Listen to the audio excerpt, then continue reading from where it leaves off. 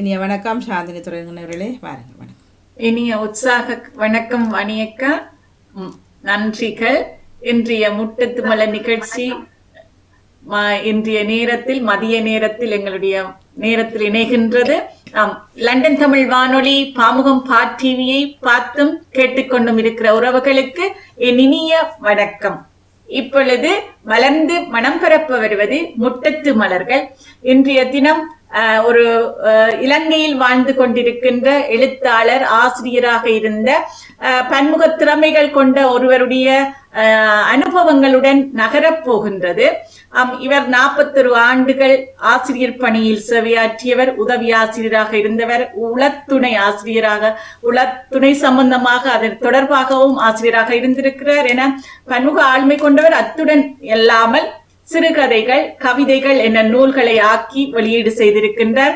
கவிதை சிறுகதை போட்டிகளில் பல சிறப்பு பரிசில்களை பெற்ற பெருமையும் இவருக்கு உண்டு. முத்தமிழ் சுடர், செங்கியாளியான் விருது, கலைமொழி விருது, கலை ராவணா விருது என பல விருதுகளை தன்னகத்தே கொண்டு விளங்குகின்ற திருமதி சபீனா வைத்துல் ராக் அவர்கள் எனது இன்றைய முட்டத்து மலர் நிகழ்ச்சியை சிறப்பிக்க இணைகின்றார். இவரை கிண்ணியா சபீனா என பலர் அறிந்திருப்பீர்கள். ஏனென்றால் பல பத்திரிகைகள் இவரது சிறுகதைகள், கவிதைகள் வந்து கொண்டிருக்கின்றன. அந்த வகையில் இன்று எங்களது முட்டத்து மலரில் இணைந்திருக்கின்ற கிண்ணியா சபீனா அவர்களை எனது முட்டத்து மலர் நிகழ்ச்சிக்குள் அன்புடன் வரவேற்கிறேன். வணக்கம் சபீனா அவர்களே. அனைவருக்கும் இந்நேர வந்தனங்கள். வணக்கம். இந்த லண்டன் பாமுகம் தமிழ் டிவி முட்டத்து மலர் நிகழ்ச்சியிலே கலந்து கொள்வதிலே அகமிக மகிழ்கின்றேன். அனைவருக்கும் எனது அன்பான வணக்கங்களையும் வந்தனங்களையும் நன்றிகளையும் கூறிக்கொள்கின்றேன். நன்றிகள். உங்களது அறிமுகம் எனது பாமுகத்தினூடாக வணிகங்களை அறிமுகம் செய்து தந்திருந்தார். இன்று அதன் மூலம் நீங்கள் உங்களது அனுபவங்களை இந்த முற்றத்து மலர் நிகழ்ச்சியில் பகிர வந்திருக்கிறீர்கள். அதற்கு வணிகக்காக்கும் உங்களுக்கும் இந்த நிகழ்வு மலர்வதற்கு வழிவகுத்தமைக்கு நன்றிகள் கூறிக்கொண்டு, முதலே நான் குறிப்பிட்டிருந்தேன், நீங்கள் ஆசிரியர், எழுத்தாளர், கவிஞர் என பல்முக ஆளுமைகளுடன் பல்முக விருதுகள் பெற்று ஒரு தொழில்பட்டு கொண்டிருக்கிறீர்கள். உங்களது நீங்கள் இப்பொழுது கிண்ணியா சபீனா அந்த புனை பெயரோட செயற்பட்டு கொண்டிருக்கிறீர்கள். நான் நினைக்கிறேன் கிண்ணியாவில் வாழ்ந்து கொண்டிருப்பதனால் தான் அந்த பெயரை பயன்படுத்துகிறீர்கள் என்றது எனது ஊகமாக இருக்கிறது. நீங்கள் அது பற்றி சொல்லிக்கொண்டு நாங்கள் தொடர்ந்து செல்வோம். உண்மையில் எனது பிறப்பிடமும் வாழ்விடமும் கிண்ணியாவே. கிண்ணியா சபீனா என நான் எனது பெயரை அறிமுகப்படுத்துவதற்கு காரணம் 86, 87 ஆண்டுகளிலே அல்கம ஆசிரியர் கலாசாலையில் கற்றுக்கொண்டிருக்கும் போது குருநாகல் பானகமுவை சேர்ந்த இன்னொரு சபீனா வந்திருந்தார் எங்கட அதே வருடத்தில் கற்பதற்காக. அப்ப இருவரையும் வேறு பிரித்து புரிந்து கொள்வதற்காக எனது ஆசிரியர் தோழிகளினால் என்னை கிண்ணியா சபீனா என நான் அழைக்கப்பட்டேன். அன்றிலிருந்து நான் கிண்ணியா சபீனாவார். இந்த எழுத்துத்துறைக்குள்ளேயும் எனக்கு கிண்ணியா சபீனா எனும் ஒரு புனை பெயர் மனசுக்கு ஒரு மகிழ்ச்சியை தந்தது. ஏனெனில் பிறப்பிடத்தையும் வாழிடத்தையும் சேர்த்து கொண்டதனால என்னை வேறு குறித்தறிய உதவும் என்ற ஒரு நப்பாசை. அல்ஹம்துலில்லாஹ் அந்த பேருடனே இன்னும் தொடர்ந்து கொண்டிருக்கிறேன். அது உங்கள் அடையாளமாக மாறிவிட்டது. ஆமாம். சபீனாவண்டா தேட வேண்டி இருக்கும். இப்ப கிண்ணியா சபீனாண்டா தேட தேவையில்லை. கிண்ணியாவில் இருக்கின்ற ஒருவரது படைப்புகள் என்று சொல்லி எல்லோரும் அடையாளப்படுத்தக்கூடிய அளவுக்கு உங்களுடைய அந்த பேர் இருக்கின்றதாக இருக்கு. அடுத்து உங்களுடைய பேரில் ஒரு சித்தி என்ற பெயர் முன்னுக்கு சேர்த்திருக்கிற சித்தி சபீனா என்று சொல்லித்தான் நீங்கள் உங்களுடைய பெயர்களை எழுதி கொண்டு வருகிறீர்கள். எழுதும் பொழுது அது என்ன காரணம்? அந்த சித்தி என்ற பெயர் வருவதற்கு காரணங்கள் எதுவாக இருக்கிறது? நான் பிறந்த காலங்களிலே சித்தி, உம்மு அப்படியான இணை பெயர்களை வைத்திருந்தார்கள். அது அரபிலே ஒரு பெண்ணுக்கு சேர்த்து கொள்ளக்கூடியது. முகம்மது, சமீம், அப்துல், மலிக் அப்படி ஆண்களுக்கு வைக்கிறது போல பெண்களுக்கு சித்தி என்ற பெயரை சேர்த்துக் கொள்வார்கள். ஆனா இப்போது பேர் வைக்கிறதுல எல்லாம் எல்லாமே புதுமையாக மாறிவிட்டது. 2 எழுத்து பேர், நதா, ஹனா, மனா, இப்படி ஏதோ வச்சு கொண்டு போறாங்க. காலத்துக்கு ஏற்ற சுருக்கம். உள்ளங்கையில் உலகம் சுருங்கியது போல பேர்களும் இன்று சுருங்கி விட்டது. அன்று எனது பெற்றோர்களால் வைக்கப்பட்ட ஒரு அழகான பேர். சஃபீனான்னு சொன்னா கப்பல் சொல்லுவாங்க. சித்தி சஃபீனா, பெண்களில் கப்பலை போன்றவள். ஏதோ ஒரு வகையில சாதிக்கிறதுக்கு எனக்கு அந்த பேர் தூண்டியதோ தெரியாது. அறிவு ரீதியாக எனது மாணவர்களையும் கப்பல் போல உயர்ந்த எண்ணங்களோட நிறைய சேகரிக்க வேண்டும் என்ற எண்ணங்களோட மாணவர்களை வழிபடுத்துவதற்கு அது வேறும் ஒரு காரணமோ தெரியாது. ஒரு பேர் ஒரு அழைக்கப்படும் பொழுது அது அவருக்கு அந்த பலனை கொடுப்பதாக சொல்வார்கள். அந்த அந்த கருத்து, அந்த அர்த்தம் அவர்களுக்கு அந்த பலனை கொடுக்கும் என்று சொல்லி நாங்களும் அதனை ஏற்றுக்கொள்ளலாம் என்று நினைக்கிறேன். உங்கள் வாழ்விலும் அதனை ஏற்றுக்கொள்ளலாம் என்று நினைத்துக் கொண்டு, உங்களுடைய அறிமுகம் கொஞ்சம் தேவையாக இருக்கிறது. ஏனென்னா நீங்கள் எப்படி வளர்ந்தீர்கள் என்ற ஒரு தேடல் எங்களுக்குள் இருக்கிறது. இந்த வயதுல நீங்கள் இவ்வாறு செய்து கொண்டிருக்கும் ஒரு துடிப்புத்தனம், உங்களை தொழில், நீங்கள் எழுத்துக்கள் ரீதியாக பலவற்றை செய்து கொண்டிருக்கிறீர்கள். அந்த துடிப்புத்தனத்துக்கு ஒரு அடிப்படை காரணங்கள் இருக்குந்தான். உங்களுடைய வாழ்க்கையின் முற்பகுதி முன்னுக்கு போய் சென்று வர வேண்டும் போல இருக்கிறது. அவற்றையும் கேட்க ஆசையாக இருக்கிறது. சொல்லுங்க. நல்ல ஒரு கேள்வி, நல்ல விஷயம். எப்பொழுதுமே என்னை அறிமுகப்படுத்த சொன்னால் நான் எனது தாயாரைத்தான் அறிமுகப்படுத்துவது. ஏனென்றால் இது எனது தாயாருக்கு 10 பிள்ளைகள். முத்தாக 10 பெற்று வளர்த்து ஆளாக்கி கல்வியிலே சிறந்தவங்க வழிகாட்டிய அந்த அன்னை இன்று எங்களுடன் இல்லை. அவர் ஒரு சிறந்த வாசிப்பாளர், வாசிப்பை நேசிப்பவர். 63 நான் பிறந்த காலங்களில் எனக்கு மூத்தவர் ஒரு தனையன் அண்ணா. அது எனக்கு கீழே இன்னும் 8 பேர். அவ்வளவு பேரையும் பொருளாதார கஷ்டங்களா சூழப்பட்டிருந்த காலத்திலும் கூட எங்களது அம்மா நிறைய வாசிக்க தருவாங்க. வீடு நிறைய பிள்ளைகள், அவ்வளவு பேருக்கும் ஏதோ ஒரு வகையில பேப்பர் வாசிப்பு போட்டி வைப்பாங்க, சஞ்சிகைகள் எடுத்து தருவாங்க, எழுத்தாக்க போட்டி வைப்பாங்க. அந்த நேரம் தாயாரால் ஊட்டப்பட்ட ஒரு நிகழ்வு என்று நான் கூறுவேன். அம்மா பெற்று வளர்த்த 10 பேர்ல 8 பேர் அரசாங்க ஊழியர்களாக, ஒரு ஏதோ ஒரு சிறு வேதனம் படித்து சாப்பிடக்கூடியவர்களாக கல்வியில் உயர்ந்து நின்றார்கள். 10ஆம் மாதம் 10ல் 1 பறந்து விட்டது. 2024 10ஆம் மாதம் 10ல் 1 பறந்து விட்டது. 7ஆவதாக பிறந்தவர் நான், தூக்கி வளர்ந்தவர். அவர் பொது சுகாதார அதிகாரியாக இருந்தார், PHI, அகமது நிசார் பேர். அதை நினைத்தாலே இன்னும் எனக்கு கவலை தான். அதிலிருந்து மீண்டு வர வேண்டும் என்று நானும் எனது குடும்பத்தினரும் முயற்சி செய்து கொண்டிருக்கிறோம். அல்ஹம்துலில்லாஹ், அவருக்கு ஆண்டவன் அவரது அமல்களை பொருந்தி நல்லோர் இடத்துல நாங்க நம்புற அந்த மறுமையை அழகாக்கி கொடுக்கணும். இந்த நேரத்தில் அவரை நினைத்து அவருக்கும் பிரார்த்தனை புரிந்தவளாக எங்களது அஞ்சலிகளையும் நாங்கள் இந்த நேரத்துல தெரிவித்துக் கொள்கிறோம். மனித உங்களுக்கு நாங்கள் சொல்ல தேவையில்லை. நீங்கள் அனுபவங்கள் பெரிதாக இருக்கிறது. எங்களுடைய இறப்பு ஒரு நாள் நிச்சயமாக நடக்கும். ஆனால் அது எப்பப்போ எங்கெங்கு யாருக்கும் தெரியாது. ஆனால் எங்களது உறவுகள், எங்களுடன் உடன்பிறப்புகள் இருக்கும் போது எங்களுக்கு அந்த ஒரு துயரம் ஒன்று எங்களிடம் தொற்றிக் கொள்வது அது மறுக்க முடியாதது. உண்மைதான். நான் ஆரம்பத்திலே சொன்னது போல எல்லா தடைகளையும், சவால்களையும், வேதனைகளையும், துக்கங்களையும் தாண்டித்தான் வாழ வேண்டியிருக்கிறது, தாண்டவே வேண்டும். அவ்வாறான மன உறுதியோடு வருங்கால சந்ததியையும் நாங்க வளர்க்க வேண்டியது ஒரு கடப்பாடு. வெற்றி என்பது பெற்றுக்கொள்வதற்கு, தோல்வி என்பது கற்றுக்கொள்வதற்கு. தோல்விகளிலேயும் சோகங்களிலேயும் வேதனைகளிலேயும் நாங்கள் நிறையவே கற்றுக்கொள்ளலாம். அதன் அடிப்படையில எனது வாழ்க்கையிலும் நான் நிறைய சோகங்களை தாண்டி வந்திருக்கின்றேன். இருந்தாலும் எனக்கு ஒரு தைரியம், அந்த தைரியத்தோடு தான் எனது 3 மகள்மார்களை நான் வளர்த்தேன். எனது தைரியத்தை விட எனது பிள்ளைகளுக்கு தைரியம் கூட இருந்தாலும் எனது என்ன சொல்வது, சுய கௌரவத்தை நான் விட்டு கொடுத்து அண்டி பிழைப்பதில்லை. ஒரு நாளும் அண்டிப்பிள்ளைக்கு எனக்கு விருப்பம் இல்லை. சந்தர்ப்ப சூழ்நிலைகள் சில நேரம் ஏற்படலாம். ஆம்.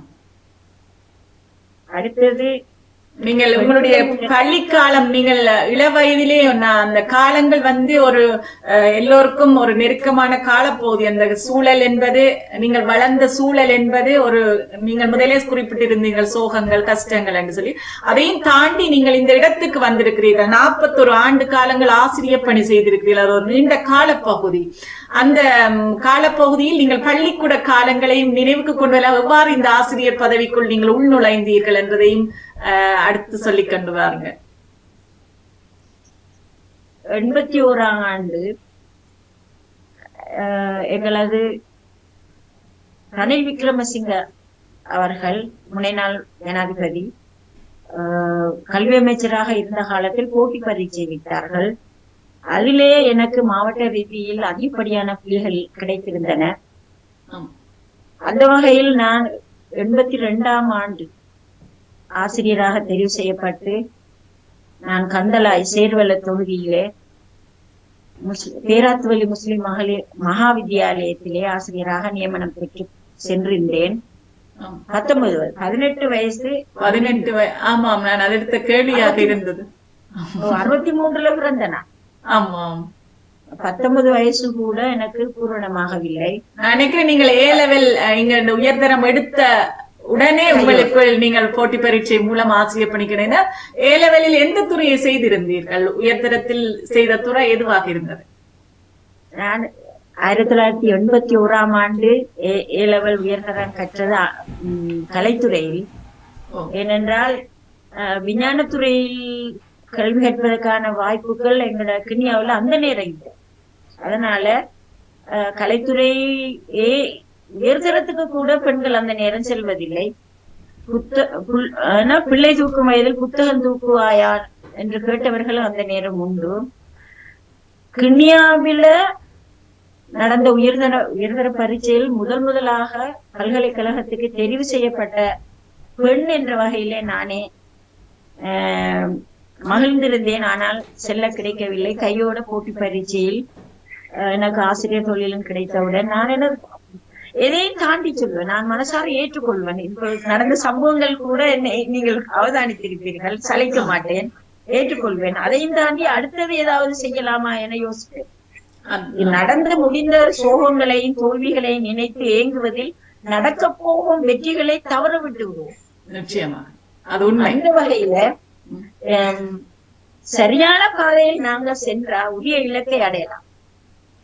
நாங்க போற பாதை சரியாக இருக்கிறதா என்று மட்டும் நாங்க இந்த நேரமும் யோசிக்கணும். பலரும் பல குறுக்கு வழிகளில் செல்லலாம், ஒரு நாளைக்கு தடுக்கி விழலாம். ஆனா எங்கட பாதை எங்களுக்கு உள திருப்தியை தரும் என்ற வகையிலே அது பெரியதொரு வெற்றி. குறுக்கு வழியில போய் இன்னொருத்தர வெற்றியையோ இன்னொருத்தர எதையோ நாங்க அபகரிக்கிறத விட எங்கள வழியில போய் எங்களுக்குரியதை நாங்க பெற்றுக்கொள்ளும் போது இறைவன் உதவி எங்களுக்கு கிடைக்கும், நிறைய சாதிக்கலாம். இதையே நான் எனது மாணவர்களுக்கும் கூறி வருவேன். அந்த மாதிரியான மாணவர்களை நிறைய பேரை உருவாக்கி இருக்கு. இவ்வாறு நீங்கள் உங்களுடைய ஆசிரியர் பணியில் ஒரே பாடசாலையில் செய்து கொண்டிருந்தீர்களா அல்லது பாடசாலைகள் மாறி மாறி ஏற்றுக்கொண்டீர்களா?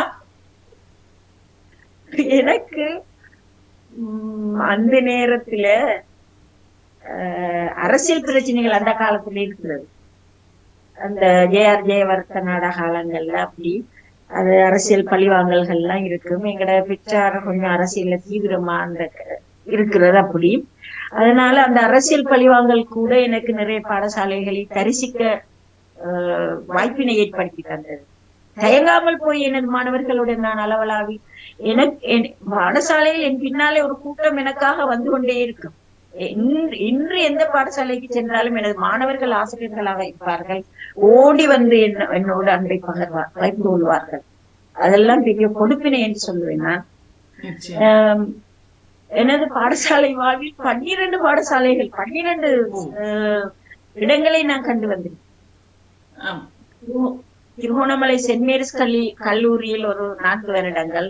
அது நான் எனது பிள்ளைகளை, எனது குழந்தைகளை, எனது பிள்ளைகளை விஞ்ஞானத்துறையில் கற்பிப்பதற்காக நான் திருகோணமலை நகரத்துக்கு சென்று அந்த நேரத்துல அங்க ஒரு 3-4 வருஷம் இருந்து, அது பிறகு சாய்ரா கல்லூரியில் 9 வருடங்கள் இருந்து, அது பிறகு கிண்ணியாக்கு 3 பாடசாலைகளுக்கு போயிருக்கிறேன். கிட்டத்தட்ட எல்லாம் 12 நிலையங்களில் கடமையாற்றிருக்கிறேன். எனக்கு அது பெரிய ஒரு அறிவையும் ஆழமான ஒரு சிறப்பான அனுபவத்தையும் தந்ததுன்னு சொல்லலாம். நிச்சயமா 12 பாடசாலைகள் என்றால் சும்மாவா? நிறைய அனுபவங்களை பெற்றிருப்பீர்கள். நிறைய மக்களுடன் பழகுவதற்கு, மாணவர்களுடன் பழகுவதற்கு சந்தர்ப்பங்கள் கிடைத்திருக்கும். இப்பொழுது நீங்கள் இருக்கப்படுது, நீங்கள் படிப்பிக்கும் காலங்களில் கிண்ணியா இருந்த நிலை இப்பொழுது எப்படி இருக்கிறது? அதில் மாற்றங்கள் ஏற்பட்டிருக்கிறதா? முன்னேற்றங்கள் ஏற்பட்டிருக்கிறதா? என்ன மாதிரி இருக்கின்றது உங்களுடைய இடம்? நிச்சயமாக பெரும் மாற்றங்கள். அந்த நேரத்திலே நான் கிண்ணியாவிலிருந்து திருகோணமலைக்கு போய் விஞ்ஞானத்துறையில் எனது குழந்தைகளை படிப்பிக்க போற நேரங்களிலே கட்டம் துன்பங்களை அனுபவிச்சிருந்தேன். நான் நிறைய பிரச்சனைகள், பலவிதமான முகங்களை கொண்ட மக்கள், எல்லோருடனும் இணைந்து செயலாற்ற வேண்டிய கட்டம். ஒரு காலத்திலும் ஒரு நாள் கூட நான் வேலையை விட்டுட்டு போறேன், இந்த பென்ஷனை கொடுக்குறேன்னு சொன்னதே கிடையாது. சவால்களை தாண்டி போய் எனது ஓய்வு பெறும் கடிதத்தை கொடுக்கும் போது கூட வலய கல்வி பணிப்பாளரிடம் கூறினேன், இன்னும் ஒரு 3 வருடங்கள் தரமாட்டீர்களா, நான் சேவை நீடிப்பில் வேலை செய்வதற்காக. சிரித்து கொண்டு, பரவாயில்லை வாருங்கள், சம்பளம் தான் கிடைக்காதுன்னு சொன்னார். அந்த வகையில பல பாடசாலைகள்ல சென்று கற்பித்திருந்தாலும் இன்று கிண்ணியாவை நோக்கி திருகோணமலையிலிருந்து விஞ்ஞானத்துறையை கற்பதற்காக, தொழில்நுட்பத்துறை கற்றுக்கொள்வதற்காக மாணவர்கள் இங்க தங்கியிருந்து படிக்கிறார்கள். அந்த அளவுக்கு கிண்ணியாவில விஞ்ஞான பட்டதாரிகளின் அதிகரிப்பும், டியூட்டரிகளின் வளர்ச்சியும், விஞ்ஞான கல்வித்துறையின் வளர்ச்சியும் அபரிமிதமாக நிற்கின்றது. இன்று மக்கள் கல்வியை புரிந்து கொண்டார்கள். பொம்பளை பிள்ளைகளை கொண்டு போய் என்ன செய்ய போறா திருகோணமலைக்கு, தேவையா உனக்குண்டெல்லாம் கேட்டாங்க. இன்னைக்கு அவங்களோட பிள்ளைகளை ஏற்றி பறிச்சு படுறத பார்த்தா எனக்கு மகிழ்ச்சியாக இருக்குது. கல்வியில விழித்து விட்டார். கல்விதான் செல்வம், கல்வியே உயர்ந்த செல்வம் என்று இன்றைய பெற்றோர் விழித்திருக்கிறார். இவ்வாறு உங்களுடைய இந்த ஆசிரியர் பணி சென்று கொண்டிருக்கிற அதே வேளையில் எவ்வாறு உங்களுக்கு இந்த எழுத்துத்துறைக்குள் இவ்வாறு உங்களுடைய ஆர்வம் எப்படி ஏற்பட்டது? அதற்கு ஏதாவது ஒரு காரணம் இருக்கிறதா? இலக்கியம் எனக்கு சிறு வயதிலே இருந்த வாசிப்பு, நான் நினைக்கிறேன் 4ஆம் தரம் 5ஆம் தரங்களிலாம் சகுந்தலை சரிதை, ராமாயண சுருக்கம், அந்த கதைகள்ல நான் அப்பவே வாய்ச்சிட்டேன். 9-10 வயசுல பாடசாலைகள்ல கொண்டு போய் இந்த ஃப்ரீயா இருக்கிற நேரங்கள்ல வாசிப்பேன். தொடர்ந்து லைப்ரரியை பயன்படுத்துவேன். எந்த ஸ்கூலுக்கு போனாலும் நான் லைப்ரரி உறுப்பினராக இருப்பேன், லைப்ரரி பொறுப்பா இருப்பேன். ஏனென்றா எனக்கு நிறைய புத்தகங்களை சேர்க்கணும், வாசிக்கணும். அந்த வகையில எனக்கு எப்பவுமே ஆர்வம். பாடசாலை மாணவர்களுக்கு போட்டிகளுக்கு, நிகழ்ச்சிகளுக்கு ஆயத்தப்படுத்துவேன். இல்ல ரீதியான போட்டிகளுக்கு இல்ல தலைவியா இருந்து வழிபடுத்தி வெல்ல வைப்பேன். அப்பவே எனக்கு ஏழ் படிக்கிற காலங்களிலாம் எனது முதலாவது கட்டுரை சிக்கனமும் சேமிப்பும் எக்கணமும் தேவை என்ற தலைப்புல, தரப்பட்ட தலைப்புல எனக்கு அது பிடிச்சிருந்தது. அந்த கட்டுரை எழுதி நான் முதல் பரிசு பெற்றேன். அதே போல 9ஆம் ஆண்டு வருடம் அங்கு நடக்கிற போட்டிகள், அந்த பாடசாலையில் வருடாந்த போட்டிகள் நடக்கும். தமிழ்த்தன போட்டி, மிலாட் போட்டி, பேச்சு போட்டியில வளர்ந்து வரும் நாடுகளும் சனத்தொகை அபிவிருத்தி என்ற தலைப்புல எனக்கு எழுதி தாரத்துக்கு அந்த அளவுக்கு ஒரு வெளியில போய் யார்கிட்ட கேட்கிறேன். நான் தானே வீட்டுல பொம்பளை பிள்ளையில மூக்கு அப்படின்ற வகையில லைப்ரரியில புத்தகங்களை சேர்த்து நோட்ஸ் எடுத்து நானே எழுதி நான் பேசி முதலாக வந்து அந்த நேரம் பரிசு கட்டி கொண்டு நல்ல பேச்சாற்றல் அந்த நேரமே எனக்கு இருந்தது. இதுக்கு காரணம் என தாயார் போட்டிகள்ல பங்கு பெற்றுவதற்காக மிகவும் ஊக்கம் தந்தாங்க. அந்த வகையில நான் அந்த விளக்கேற்றுவது போல எனது தாயார் ஏற்றிய எனது விளக்கு, நான் எத்தனையோ விளக்குகளை நான் ஏற்றி வைத்து இன்றைக்கு சமூகத்துல இலக்கியத்துறையில பல மாணவர்களை உருவாக்கி அவர்கள் அனைவரையும் சேர்த்து கிட்டத்தட்ட 40 பேர் மட்டும் சேர்த்து கலை இலக்கிய மன்றம் ஒன்றை, கலை இலக்கிய மன்றம் ஒன்றை நான் கலைச்சுடர் இலக்கிய மன்றம் என்ற பெயரில தொடங்கி செய்து கொண்டிருக்கிறேன். இதுல அங்கத்தவர்களாக எனது மாணவர்களான பல்கலைக்கழக மாணவிகளும் கல்வி கல்லூரியில் கற்றுக்கொண்டிருக்கும் அடுத்தது ஒவ்வொரு நிலையங்கள்ல கடமையாற்றி கொண்டிருக்கும் மாணவர்களும் அங்கத்தவர்களாக இருக்கின்றார்கள். கற்று சிறுகதை போட்டி நடத்தி இருக்கிறேன். அடுத்தது நான் ஒரு மரபு நூல் ஒன்று தொகுத்து கொண்டிருக்கிறேன். கவிதை படிப்பிக்க சொன்னாங்க. அந்த மரபு நூல் முடியும் தருவாயில் உள்ளது. அதனையும் எனது கலைச்சுடை இலக்கிய மாணவர்களுக்கு கையில தவள வைத்து கவிதை பற்றி அவர்களிடம் மனதிலே பதித்து விட ஆசைப்படுகின்றேன். கையில் வைத்துக்கொண்டு விளங்க வைக்கும் போது பாடசாலையை போல அது அவர்களுக்கு மனதிலே பதியக்கூடியதாக இருக்கும். வருங்காலத்துல கவிதையில அதுக்கடுத்த சந்ததிகளுக்கு அவங்க தண்டம் பிள்ளைகளுக்கு இந்த தமிழை பற்றி இலக்கியத்தை பற்றி விளங்கப்படுத்தக்கூடியதாக இருக்கும். அடுத்தது எந்த மொழி சொந்த மொழி தெரியாதவனுக்கு எந்த மொழியும் தெரியாது. முதலில் சொந்த மொழியின் இலக்கியங்களையும் இலக்கணங்களையும் கற்றுக்கொள்வோம். அது இவ்வாறு உங்களுடைய பணிகள் சென்ற வேலையில நீங்க சொல்லியிருந்தீங்க முதலே எழுத்துத்துறையில வாசிப்பதனால் எழுத்துத்துறை ஆர்வம் வந்தாண்டு. கவிதைகளிலும் ஆரம்பத்திலே இருந்து கவிதைகள் எழுதினீர்களா அல்லது பிற்காலங்களில் தான் அந்த கவிதை உங்களுக்குள் கைவர பெற்றதா? எவ்வாறு அந்த கவிதைக்குள் வந்தீர்கள்? மீலாத் போட்டிகள்ல பாடசாலை மாணவர்களுக்கு அப்போ சினிமா மெட்டுக்கு பாட்டு எழுதி போட்டிகள்ல இப்ப சினிமா மெட்டு எடுக்க மாட்டாங்க. அந்த நேரங்கள்ல அந்த காலத்துக்கு ஏற்ற மாதிரி நான் மாணவர்களுக்கு எழுதி கொடுப்பேன். அப்ப எனக்கும் விருப்ப மாணவர்களும் வேற ஒவ்வொரு இல்ல ரீதியாக போட்டி நடந்தாலும் வேறு இல்லத்து புள்ளிகளுக்கும் கூட நான் எழுதி கொடுப்பேன். அதே மாதிரி அங்க சென்ட் மேரிஸ் கல்லூரியில இருக்கிற நேரம் காலை கூட்டத்துல சிறுவர் பாடல்கள் போடுவாங்க. காலையில 7 மணில இருந்து போட்டா அசம்பிளி தொடங்கும் வரையிலையும் அப்படி நானும் சேர்ந்து பாடுவேன் அவர்களோட. அந்த நேரங்கள்ல காலை ஆராதனையில ஒவ்வொரு வகுப்பு மாணவர்களும் செய்யும் போது ஏதாவது ஒரு படைப்பு சமர்ப்பிக்கணும். நான் சிறுவர் பாடல் நானே இயற்றி மாணவர்களை பாட வைப்பேன். அப்ப பக்கத்து ஆசிரியர்கள் கேட்பாங்க, யார் எழுதி தந்தது? நான் மழுப்பினாலும் எனது மாணவர்கள் சொல்வார்கள், எங்கட டீச்சர் எழுதினது. அப்ப அந்த நேரமே நிறைய எழுதினேன், சிறுவர் பாடல்கள் நிறைய எழுதினேன். அப்ப நான் நினைச்சேன், நானும் ஒரு சிறுவர் பாடல் எழுதி வெளியிட்டா என்னன்னு. அந்த கனவு எனக்கு நிறைவேறி இருக்கிறது. எனது முகநூல் பக்கத்தில் எனது சிறுவர் பாடல்கள் ஆர்டிபிஷியல் இன்டெலிஜென்ஸ்ல போட்டிருக்கிறேன். நீங்க அவதானிக்கக்கூடியதாக இருக்கும். என்னிடம் நிறைய சிறுவர் பாடல்கள் இருக்கின்றன. அந்த சிறுவர் பாடல்களுக்கு இப்பொழுது இசையமைத்து பாடிய பாடல்களும் உள்ளன. அது ஒரு வளர்ச்சியின் அடுத்த படிநிலை என்று சொல்லலாம். நீங்கள் எழுதி போட்டு வச்சிருக்காமல் அதை இசையமைத்து அதுக்கு பிள்ளைகள் பாடுவதற்கு ஏற்ற மாதிரி கொண்டு வந்தமே அது ஒரு உங்களுடைய வளர்ச்சியின் அடுத்த கட்டம் என்று நினைக்கின்றேன். இப்படி சிறுவர் பாடல்களை ஒரு நூல் உருவாக செல்வ சிட்டுக்கள் என்ற பேர்ல கொண்டு வந்திருக்கிறீங்க. செல்ல சிட்டுக்கள் என்னும் பேர்ல இதுதான் எனது நூல்.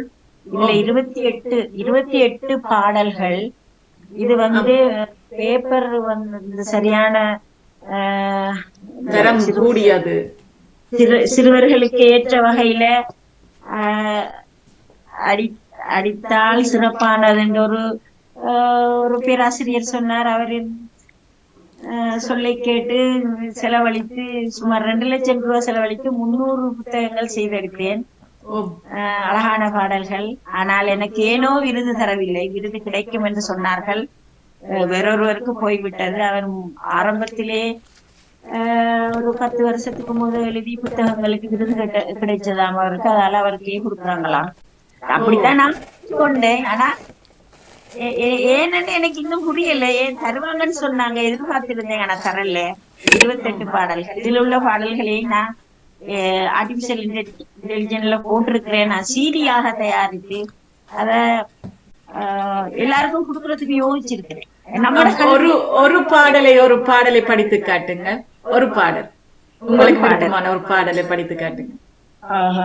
இதுல என்னன்னு சொன்னா, அந்த புத்தாண்டு பிறந்தது கையில கிடைச்சது விரிச்ச உடனே எல்லா பாடலும் பாடலாம். புன்னகை பொங்கிட புத்தாண்டு வந்தது, புதுமை தந்திடு பெருமை கொண்டது. இதை நாங்க வேற டியூன் போட்டுக் கொள்ளலாம். நான் இது மரபு தெரிஞ்சதுன்றதால இயற்சீர் வெண்டலைகள் இயற்சீர்களால் ஆற்றிருக்கிறேன். இயற்சீரண்டா தேமா, புளிமா, கருவூலம், பூலம். ஆம். காய்ச்சீறுகள் இல்லாம பிள்ளைகள் ஆம், சின்ன சின்ன சொற்களை அழகா உச்சரிக்கக்கூடிய வகையில இந்த பாடல்களை நான் போட்டிருக்கிறேன். பெரிய பெரிய சொற்கள் போடல. பட்டாசு சுட்டிட வாண்டுகள் சேருது, சுட்டிட்டவற்ற நம் பாலகர் உண்டது, தட்டு நிறைந்த பூக்களை கொண்டு சுட்டி பெண்களும் கோயிலை நாடுது. இதை நான் இப்ப ஆர்டிபிஷியல் இன்டெலிஜென்ஸ் இதுல போடுவேன். அந்த செய்து தாரவர் எப்படி டியூன்ல போடுறாருன்னு தெரியாது. இதே மாதிரி எல்லா பாடல்களும் சின்ன சின்ன அழகான சொற்களால நான் இந்த பாடல்கள் எழுதும் பொழுது ஒரு பாடலை பாடசாலையில ஒரு பாடலை மாணவர்களுக்கு அறிமுகப்படுத்தினால் அதுக்குள்ள 5 கேள்வி எடுத்து அந்த பிள்ளை விட சொல்லக்கூடிய மாதிரி இருக்கும், விடயங்கள் இருக்கும். அந்த வகையில தான் நான் ஒவ்வொரு பாடல்களையும் ஆக்கினது. நாய்க்குட்டி பாட்டுல பந்தடி எல்லாமே எப்படி பந்தடிக்க ஓடி வரும் செல்லக்குட்டி பாலரோடு சேர்ந்து பாய்ந்தாடும் காதை ஆட்டி, பாம்பை கண்டால் விரட்டிடும் வீரக்குட்டி கல்வரையும் கண்டுவிடும் மோப்பமேற்று. அப்ப அதுல ஒவ்வொரு பந்தியிலையும் ஒவ்வொரு வரியிலே இருக்கு. யாருக்கு மோப்பத்துடன் யாரை கண்டும் கல்வர் என யாரை எதை விரட்டும் பாம்பு கண்டா விரட்டுறதுன்னு நாய்க்குட்டி எல்லாம் ஏதோ ஒரு சத்தம் ஒன்று போடும். அப்படி அதே மாதிரி எலும்பு துண்டை விரும்பி கடிக்குமே, வாழை வாழை ஆட்டி குதிக்குமே, இப்படி சின்ன சின்ன பாடல்கள். பரவாயில்ல, அடுத்த இன்னொரு புத்தகம் செய்வோம், அப்ப கிடைக்கும். நிச்சயமாக நிச்சயமாக. இதுல 2 கேள்விகள் இருக்கின்றன. நீங்கள் மரபு கவி என்று சொல்லியிருந்தீங்க. மரபு கவி படித்து கொண்டிருக்கிறீர்களா? யாரிடம் படித்தீர்களா? அல்லது எனக்கு மரபென்றால் கரும்பு மாதிரி மரபு சத்தியான விருப்பம் எனக்கு. அந்த வகையில நான் சரஸ்வதி பாஸ்கரன் அம்மா அவவும் அடிக்கடி சொல்லுவா, எங்க முகநூல்ல படிப்பிக்கிறாவோ அங்க எல்லாம் அந்த லிங்க் எடுத்து நான் எனக்கு நேரம் கிடைக்கிற வேலைகள் எல்லாம் கொப்பி வச்சு நோட்ஸ் எழுதி படிப்பேன். அடுத்தது அகன் ஐயா, கட்டபொம்மன் அகன் ஐயாட்ட இன்றைக்கு நான் டவுட் கேட்டாலும் சொல்லுவார். அதே மாதிரி ஜின்னா சரிபுத்தீன் வந்து அவராக ஒரு நாள் கோல் எடுத்து இந்த ஒரு கவிதையை பார்த்து கேட்டார், நீங்க கேட்ட மாதிரி எங்கம்மா படிச்சா மரபு நல்லா இருக்குவேன். அப்ப நான் உங்களை மாதிரி ஆக்கள் படிச்சு தந்தா நான் ஏற்றுக்கொள்வேன்னு சொல்லி அப்ப அவர் நிறைய விளங்கப்படுத்துவார். அவர் அதே மாதிரி தான் ஏகலைவனாக நின்று மரபை அறிந்தவற்றை அடுத்தவர்களுக்கு சமர்ப்பிப்பதற்காகவே நான் ஒரு நூலை தொகுத்து 75% முடிச்சுட்டேன். எப்படியுமே நிறைய தொகுப்புகள் உண்டு என்னிடம். அன்று நான் உங்களிடம் உரைத்தேன். இன்ஷா அல்லாஹ் எல்லாம் சரி வரும். நிச்சயமாக. அதுதான் நம்பிக்கை தான். அடுத்தடுத்த கட்டங்கள் நம்பிக்கையோடு தான் இருக்க வேண்டும். நீங்கள் முதலே சொல்லியிருந்தீங்கள் எனக்கு கிடைக்க வேண்டிய விருது இன்னொருவருக்கு போயிருக்கின்றது என்று சொல்லி. அது இங்க எங்களது நாட்டின் அது ஒரு சாபக்கேடு என்றே சொல்லலாம். அது அறிமுகமானவர்களுக்கும் ஒரு போறது அந்த தரம் அறிந்து போவது என்பது சிலருக்கு கிடைக்கிறது, இல்லை என்று சொல்ல முடியாது. ஆனால் குறைவாக இருக்கின்றது. அதிலும் ஒரு ஊழலா என்று சொல்லலாம் நினைக்கின்றேன். இவ்வாறு நடந்து கொண்டிருக்கின்றது நிலைமைகள். ஆனா எல்லோருக்கும் அந்த இதுல இலங்கையில சாகித்ய விருது ஒன்று கிடைக்கின்றது, இல்ல இலக்கிய சாகித்ய விருது என்று சொல்லி ஒன்று கிடைக்கின்றது. அதற்கு நான் நினைக்கிறேன் இலங்கையின் அந்த SLS நம்பர் இலக்கம் போட்டு நீங்க நூல் செய்திருந்தால் அதுக்கு அந்த விருதுக்கு நீங்கள் பரிந்துரைக்கலாம் நினைக்கிறேன். ISBN நம்பர் சொல்றது எடுத்துதான் இருக்குது. ஆனா அது தரலையே. அது பரவாயில்ல, நாங்க நடந்து முடிஞ்சதை அது உங்களுக்கு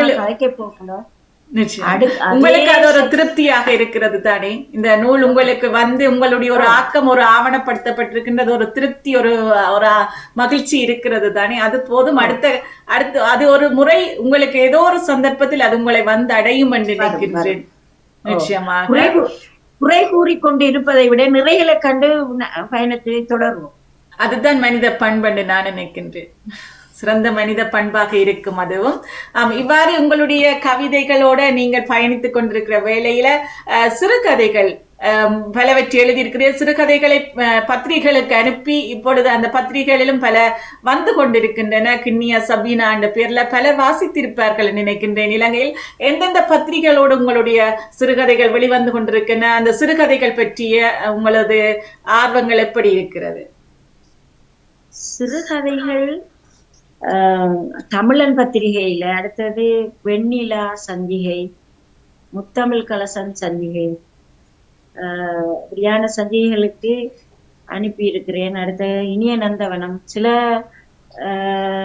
வெளியான சிறுகதைகள் எனக்கு கிடைப்பதும் இல்லை. வந்தது என்று சொல்லுவார்கள், ஆனா எனக்கு கிடைப்பது அருமை. ஏனென்றால் என்னிடம் ஆண் பிள்ளைகள் இல்லை, போய் லைப்ரரியில போய் தேடி வாங்கிட்டு எடுத்து வான்னு சொல்ற அளவுல இல்லை. ஏதோ போய் சேரட்டும், சமூகத்துக்கு போய் சேரட்டும்.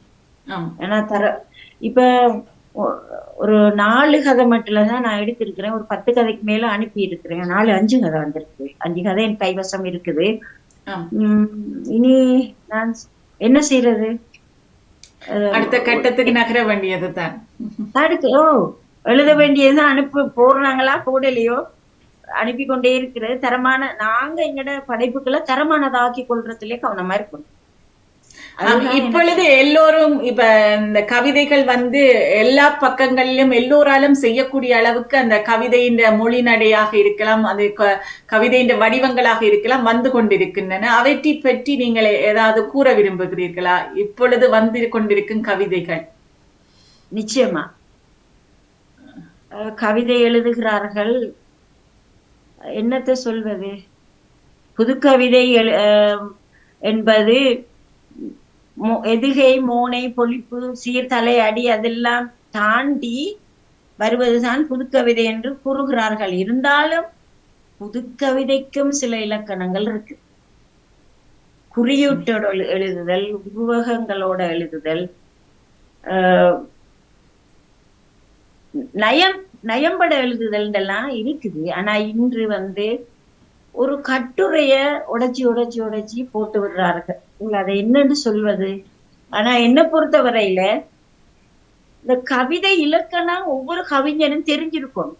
புது கவிதை எழுதுறாங்களோ இல்லையோ, கவிதை இலக்கணம் தெரியணும். கவிதை வந்து அளவொத்த சீர்களால அந்த வாய்ப்பாட்டுக்கு இணங்க கொண்டு செல்றதுதான் மரபு கவிதை. அது அவ்வளவு கடினம் அல்ல. விளங்கினா அது மிச்சம் சுகம், லேசு. புரியாதவர்களுக்கு தான் அது கடினம். ஆனால் சிலர் சொல்லுவார்கள், இந்த கவிதையை நாங்கள் நினைத்ததை கொண்டு வர முடியாது, அதுக்குள்ள அந்த இலக்கணத்துக்குள் கொண்டு போனா நாங்கள் நினைத்ததை சொல்ல முடியாது, அந்த சொல்லை வைத்து அதை வெளியில் கொண்டு வர முடியாது என்று சொல்லுவார்கள். அது உண்மைதானே? அது வெண்பாக்கள் சில பாக்களை பொறுத்த வரையில இருக்குது. தலை தட்டாமல் எழுதணும். விருத்தங்கள் எழுதலாம், கைச்சீர்லயே எழுதலாம், வேண்டிய மாதிரி எழுதலாம், அழகா இருக்கு. அன்றைக்கு பாமுகம் டிவியில தான் நடந்தது. குறவஞ்சி சம்பந்தமான ஒரு விருத்தம் ஒன்று, சும்மா அந்த மாதிரி இருந்தது அந்த மரபு கவிதை. குறவஞ்சி பாக்கள் அந்த குறிஞ்சி மலையில இந்த நீர் கொட்டி சலசலத்து ஓடுற மாதிரியான ஒரு காட்சியை கண்முனே கொண்டு வந்தது. அப்படி நயத்தோட எழுதுறது தான் மரபு கவிதை. மரபை அறிவதற்கு கடினம் என நினைப்பவர்கள் தான் குறித்த பொருளை மரபுக்குள் கொண்டு வர முடியாது என்று சொல்வார்கள். மரபு என்றால் நிறைய வகைகள் இருக்கு. அந்த பாக்கள்ல வித்தியாசமான பாக்கள் இருக்குது. எங்களுக்கு எது லேசான பாவம் அந்த பாவல எழுதி முடிச்சுட்டு போகல. வெண்பாவும் வரும். வெண்பா தான் கொஞ்சம் கஷ்டம், அதுவும் விளங்கி எடுத்தா கஷ்டம் இல்லை. அதுக்குள்ளதான் சில தலை தட்டாம வகை வராம அப்படின்னு எழுதுறது கொஞ்சம் கஷ்டம். ஆனா அது புரிந்தவர்களுக்கு அது இலகு. மற்றபடி என்ன பொறுத்தவரையில சுயமரபு கவிதை என்பார்கள். வரிக்கு 4 சீர்கள், ஒரு வரியில 4 சொல் வர அமைப்பது சுயமரபு கவிதை என்பார்கள். அதுல கனிச்சீர் வரலாம், காய்ச்சீர் வரலாம், அளவத்து சீர்கள் வந்து அழகா இருக்கும். ஆனா நாம் புதுக்கவிதையை குறை சொல்லவில்லை. புதுக்கவிதையையும் ஒரு நயம்பட எழுதுவது என்பது கவிதைக்கு ஒரு பெருமைதான். கவிதையை ரசிக்க வைக்கும். இன்று முகநூல்களில நிறைய பேர் எழுதி கொண்டிருக்கிறார்கள். அநேகமாக முகநூல் வந்து சுயமரபு கவிதையை தான் வலியுறுத்துது. வரிக்கு 4 சொற்கள் போட்டு எழுத. அதுல பழகிட்டா அப்புறம் அங்கால எழுதையில நிறைய பேர் கைதேர்ந்தவர்களாக வளர்ந்தவர்களும் காணப்படுகின்றார்கள். இருந்தாலும் சிலர் இன்னும் மலிப்பு கொண்டிருக்கிறார்கள். காலப்போக்கில் திருந்துவார். ஆமா, இது இவ்வாறு உங்களுடைய கவிதைகளை நீங்கள் தொகுப்பாக வெளியிட்டிருக்கிறீங்களா? செய்த கவிதைகள் எல்லாவற்றையும்? நான் ஒரு வண்ணக்கனவுகள் ஒரு கவிதை நூல் ஒன்று வெளியிட்டேன். நான் இது முழுக்க முழுக்க எனக்கு எழுத தூண்டியது தமிழ் நெஞ்சம் அமீன் ஐயா. தமிழ் நெஞ்சம் அமீன் ஐயா இவர் பிரான்ஸ்ல உள்ளவர். இவர் எனக்கு முகநூல் கவிதைகளை பார்த்து சொன்னார், உங்களிடம் தரமான கவிதைகள் இருக்கின்றன, அது அவ்வளவையும் எடுத்து நீங்க ஒரு நூல் போட்டா என்ன, நூல் செய்யுங்களை தொகுத்து வெளியீடு செய்யுங்கன்னு சொல்லி. அப்ப நான் அவரிடமே அவ்வளவு கவிதைகளையும் அனுப்பினேன் வாட்ஸ்அப்பினூடாக. அவர் எல்லாம் அதுக்குள்ள செஞ்சு செட்டப் பண்ணி எல்லாம் முதூரில் உள்ள JMI பப்ளிகேஷனுக்கு அனுப்பி செய்து தந்தார். செலவு முழுவதையும் நான் கொடுத்தேன்.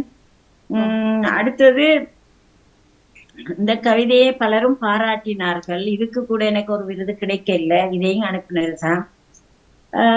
என்ன செய்யறது, விருதுதான். விருதுக்காக கவிதை என்றால் எழுத முடியாது. நிச்சயமாக அது உண்மை. இவ்வாறு உங்களுடைய கவிதை நூல்கள்ல வந்த ஒரு கவிதையை கேட்கலாமா? கேட்கலாம். உங்களுக்கு விருப்பமான ஏதாவது ஒரு கவிதை தாருங்க. என்னிடம் இன்னும் 60 கவிதைகள் இருக்குது. தொகுக்கப்படாத கவிதைகள் இன்னும் இருக்கின்றன. எனக்கு விருப்பமான தலைப்புகளை கண்டால், மனதிலே சில சந்தர்ப்ப சூழ்நிலைகள்ல தலைப்புகள் தோன்றினால் நான் உடனடியாக எழுதி முடிப்பேன். அப்படியான கவிதைகள் இன்னும் 60 இருக்குது. அதை கூட ஒரு நூல் தொகுக்கலாம். நீங்கள் நான் நினைக்கிறேன் உங்களுடைய இந்த வியாழன் கவி என்று சொல்லி எங்களுடைய பாமுகத்தில் ஒவ்வொரு வியாழன் மீது எங்களுடைய நிகழ்வுக்கு அடுத்தது என்று நடைபெற போறது என்று அவதானமாக பார்த்தீர்கள் என்றால் அடுத்த முறைக்கு நீங்கள் கவிதையோடு வருவீங்கள் என்று நினைக்கின்றேன். இதையும் இந்த கவிதைகள் எல்லாம் ஒரு நூல் வடிவுக்கு மின்னூல் வடிவில் வெளியிட்டுக் கொண்டிருக்கிறார்கள். இயக்குனர் அவர் அதை ஒழுங்குபடுத்தி அழகாக செய்து கொண்டிருக்கிறார்கள். நீங்களும் வியாழன் கவி நேரத்தில் இணைந்து உங்கள் கவிகளை தந்தால் அதை நாங்களையும் ரசித்துக் கொள்வோம். இந்த நேரத்தில் உங்களிடம் அதை அன்பான ஒரு வேண்டுகோளாக வைக்கின்றேன். நிச்சயமா நான் அனுப்புவேன். நிச்சயமா. 6 அடி நிலமே சொந்தம். விருப்பமான கவிதை என்று வாசிக்கிறேன். 8 அடிக்கு மாளிகையும் கொட்டுகின்ற வளங்களும் வட்டமிடும் வாழ்விலே மட்டிலா மகிழ்வு தரும். 8 அடிக்கு மாளிகையும் கொட்டுகின்ற வளங்களும் வட்டமிடுகின்ற வாழ்விலே மட்டிலா மகிழ்வு தரும். பற்றுடன் பரிமளம் பகிர்ந்திடும் பொழுதினில் வெட்டிடா உறவுகளும் உதவிகள் புரிந்திடும். வெட்டிடாமல் உறவுகளும் உதவிகள் புரிந்திடும். சட்டன வானிலை மாறினால் போலவே சட்டன வானிலை மாறினால் போலவே கட்டழகு மேனியும் பட்டன சாய்ந்து. கட்டிய துணையும் வற்றிடா செல்வமும் முற்றிலும் விலகிடும். கட்டிய துணையும் கட்டழகு மேனியும் பட்டன சாய்ந்திடும். கட்டிய துணையும் வற்றிடா செல்வமும் முற்றிலும் விலகிடும். கட்டாயம் கலன்றிடும். 6 அடி நிலமே கிடைத்திடும் தூங்கவே. இத்தனை அறிந்துமே ஏன் இந்த தடுமாற்றம்? 6 அடி நிலமே கிடைத்திடும் தூங்கவே இத்தனை அறிந்துமே ஏன் இந்த தடுமாற்றம்? இந்த கவிதை எனக்கு பிடிச்ச, நான் எழுதின கவிதையில பிடிச்சது. யதார்த்தமான உண்மையை நீங்கள் ஒரு கவிக்குள் கொண்டு வந்திருக்கிறீர்கள். கடைசியில இதுதான் எங்களுடைய வாழ்க்கை என்றதை அடிச்சு சொல்லி இருக்கிறீங்க. 6 அடி நிலம்தான் எங்களுக்கு கடைசியான ஒரு இடம் என்று சொல்லி, இவ்வாறு உங்களுடைய கவிதைகள், கட்டுரைகள், சிறுகதைகள் என நீங்கள் அவற்றுடன் இப்பொழுது வாழ்ந்து கொண்டிருக்கிறீர்கள். இருந்தால் என்று இந்த வாழ்வுடன் வேறு செயற்பாடுகளும் இருக்கின்றனவா உங்களிடம்? வேறு ஏதாவது இலக்கியங்கள் பணிகள், அதாவது வேறு ஏதாவது நிகழ்ச்சிகள், தொகுப்புகள் ஏதாவது செய்து கொண்டிருக்கிறீர்களா? நான் பாடசாலை காலத்தில் இருந்தே சமூகங்களுக்கு சமூக சேவை செய்தாலும் அந்த ஆதாரம் வைப்பதில்லை, வைத்துக் கொள்ளவில்லை. எனது பழைய இலக்கிய சான்றிதழ்கள் கூட என்னிடம் கைவசம் இல்லை. அதே போல நான் இந்த கலைச்சுடர் இலக்கிய மன்றம் செய்து கொண்டிருக்கிறேன். பாடசாலையில் இப்ப வீட்டுக்கு ஓய்வு பெற்றதுக்கு பின்னர் சும்மா இருக்கக்கூடாது என்பதற்காக இதுல கொஞ்சம் கூட ஈடுபாடு உடையவளா இருக்கிற இலக்கியத்தில். ஏனென்றால் 60 வயதை தாண்டி விட்டது. பிணிகளும் நோய்களும் எம்மை துரத்தி கொண்டிருக்கின்றன. எளிமை இருக்கும் பொழுதே எம்மால் இயன்றதை செய்து கொள்ள எண்ணிக்கொண்டிருக்கின்றேன். அதனால வேற எனக்கு வெளியில போய் சமூகத்துல சேவைகள் செய்வதற்கான வாய்ப்புகள் குறைவு. அடுத்தது என்னன்னு சொன்னா, பக்கத்து வீடுகள்ல அயல்ல சொந்தங்களுக்குள்ள திருமணங்கள், இறப்புகள் நடந்த இந்த இறப்பு நிகழ்ச்சிகள் நடந்த இடங்களுக்கெல்லாம் போய் நிறுவனங்கள்கிட்ட உதவி பெறக்கூடிய வகையில சில அறிவுரைகள், அதுக்கான தொடர் விளக்கங்கள் அவைகளை கொடுத்து உதவி செய்திருக்கிறேன். இப்ப பக்கத்துல ஒரு சென்ற வாரம் ஒரு பெண் சொன்னார், நான் கொடுத்த இலக்கத்தோடு தொடர்பு கொண்டதால அவளுக்கு உதவிகள் கிடைத்ததுன்னு சொல்லி. அவட கணவன் இறந்து 2 பெண் குழந்தைகள் வைத்துக் கொண்டிருக்கிறார். அதே மாதிரி இன்னொரு பெண்ணின் திருமணத்துக்கு இப்படியான சமூக நிறுவனங்களோட தொடர்பு கொண்டு வீட்டுக்குள்ளிருந்தே நான் கதைச்சு அந்த வகையில செய்வேன். வெளியில இறங்கி செய்யற அளவுல எனக்கு இந்த அளவுல இலக்கியத்துக்குள்ள இருக்கிற பேர பிள்ளைகள் பெருசா எனக்கு பிள்ளைகள் வளர்க்குற அளவுக்கும் ஆரோக்கியம் இப்ப குறைஞ்சி போயிட்டுது. அதுவும் ஒரு காரணம். அடுத்தது இந்த ஆவணங்கள் இப்ப ஒரே இலக்கு ஆவணப்படுத்தணும்.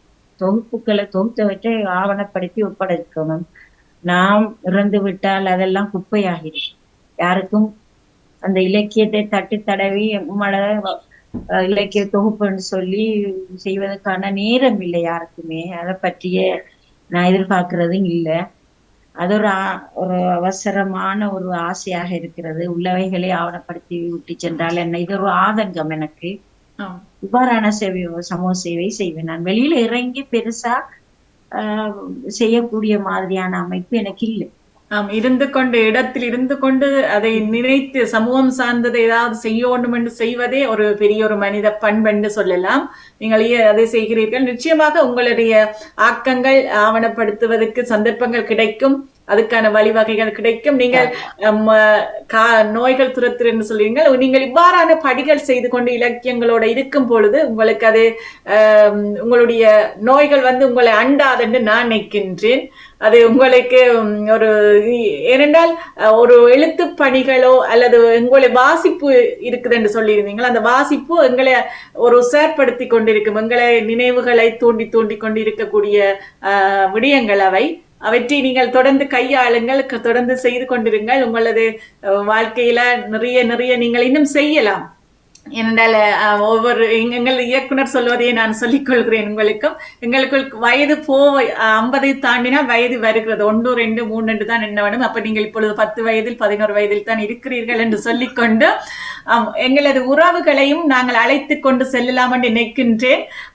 பலர் உங்களுடன் கதைப்பதற்கு அல்லது ஏதாவது கருத்துக்கள் கூறுவதற்கு விரும்புவார்கள். உறவுகளே, நீங்களும் உங்கள் நிகழ்வுடன் இணைந்து உங்கள் கருத்துக்களை கூறி மகிழுங்கள் என்று அன்பாக அழைத்துக் கொண்டு தவமலர் கல்விராஜன் அவர்கள் நீண்ட நேரமாக காத்து கொண்டிருக்கிறார் கதைப்பதற்கு.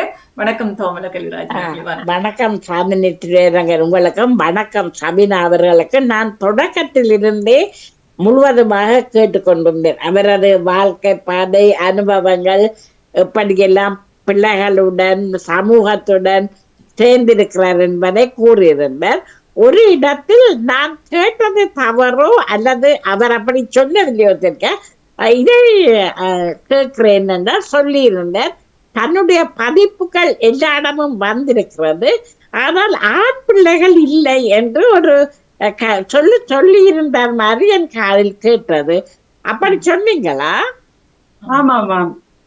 மன்னிக்க வேண்டும், மன்னிக்க வேண்டும். ஆண் பிள்ளைகளை போல பெண் பிள்ளைகளையும் நாங்கள் வளர்த்தெடுக்க உங்களை போலவர்கள் தான் கட்டாயம் முன்னிற்க வேண்டும். எனக்கு அந்த சொல்ல கேட்டவுடன் மனதில் என்ன இப்படியான ஒரு பெரிய ஆளுமை உள்ள சபீனா இந்த சொல்லிவிட்டாரோ அல்லது எனக்குத்தான் இது பிள்ளையா விளங்கியதோ என்பதை கூறியபடி அது ஒன்று உங்களிடமிருந்து மறைய வேண்டும். ஆண் பிள்ளைகளை போல பெண் பிள்ளைகளையும் கொண்டு வாருங்கள் என்று அன்பாக கூறி நன்றியுடன் விடப்படுகிறேன். நன்றி, வணக்கம். நன்றி. அன்பான வணக்கம், அன்பான வணக்கம். நன்றிமா. உண்மையிலேயே ஒரு ஆண் குழந்தை, மகன் ஒன்று வீட்டுக்கு கட்டாயம் தேவை. என்னடா எங்கட சமூகத்தை பொறுத்தவரையில வெளியில கல்வி கற்கவும் தொழில் செய்யவும் போவதொழிய மற்ற தேவைகளுக்கு சந்தைக்கு போறதோ கடைகளுக்கு போறதோ பெண் பிள்ளைகள் வயது வந்தவர்கள் வெளியில இறங்க மாட்டார்கள். அந்த நேரங்கள்ல எனது கணவனார் வந்து வைத்தியசாலையில ஒரு ஊழியராக இருந்தார். கடமையில் மிகவும் கண்ணியமாக இருப்பவர். விடிய 5 மணிக்கு போனா இரவு 8 மணிக்கு வருவார். எந்த பொறுப்பு தான் முழுவதும். அந்த நேரங்கள்ல தூரத்து உறவினர்கள் அப்படி யாராவது வந்தா அவர்களை கவனிப்பதுக்கு கூட கடைக்கு போக ஒரு பிள்ளை இல்லாம இருக்கு. அப்படியான நேரங்கள்ல நிறைய சிக்கல்களை எதிர்நோக்கி இருந்தேன். இருந்தாலும் நான் ஏதோ ஒரு வகையில திட்டம் போட்டு நானாக துணிந்து சில விடயங்களை செய்து சிறப்பாக எல்லாத்தையும் செய்து முடித்து அனுப்பி விடுவேன். அந்த நேரங்கள்ல உணர்ந்தது, எனக்கு எப்பவுமே மனசுக்கு எல்லாருக்கும் இறைவன் ஒரு ஆண் குழந்தையும் கொடுக்கணும். பெண்கள் மட்டும் இல்லை, எப்படித்தான் இருந்தாலும் ஒரு காலத்துல ஊதும் பெண்ணுக்கு படிப்பதற்கென்ற காலம் மாறி ஊதும் அடுப்புகளும் மறைந்து விட்டன.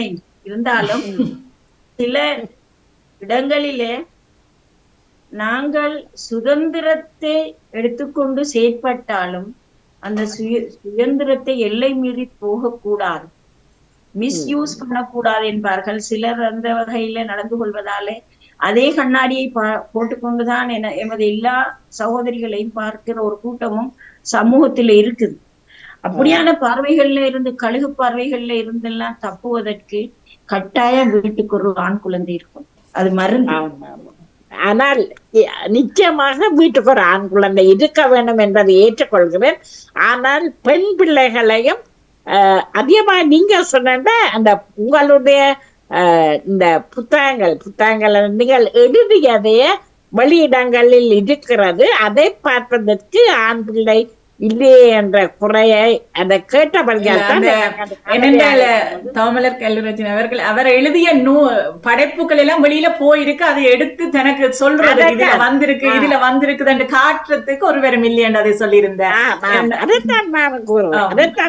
ஆனால் அதற்கு பெண் பிள்ளைகளையும் ஆயத்தமாக்குங்கள் என்று அன்பாக கேட்டவனே விடைபெறுகிறேன். நன்றி, வணக்கம்.